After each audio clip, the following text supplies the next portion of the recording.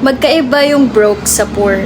Kasi yung broke, it is just temporary. Pero yung poor, it is permanent. If you have poor mindset, you don't have any vision, wala kang pag-asa, kitid yung pangunawa mo, yung perspective mo, wala kang ginagawa para baguhin yung sitwasyon mo. That's the poor mindset. Maraming tao na maraming pera, pero may poor mindset. Marami namang broke, pero meron silang vision, meron silang pangarap, meron silang desire, drive, para gawin yung lahat ng makakaya nila para umalis sila sa sitwasyon na ayaw nila. I'm not saying you should date. Maghanap ka.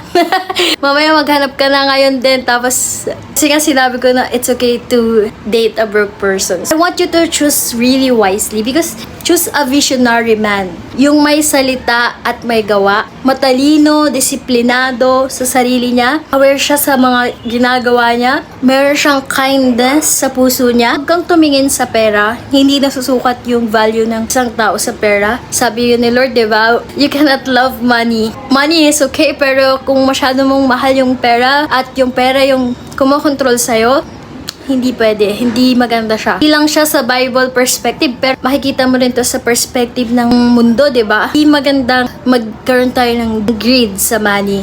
Look for that person na grounded and rooted sa Panginoon, stable yung isip at puso niya, lalong-lalo na yung may takot sa Diyos. Tulad ni Joseph, ni David, pinaka-type ko talaga sa Bible is si Joseph.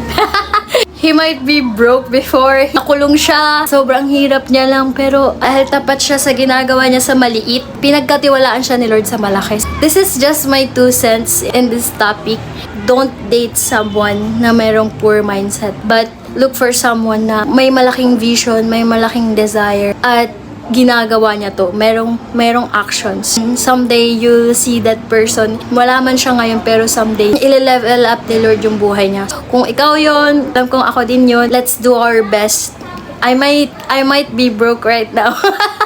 But, I want to inspire you guys, motivate you guys na magkaroon tayo ng malaking vision. Don't be afraid to get that dream.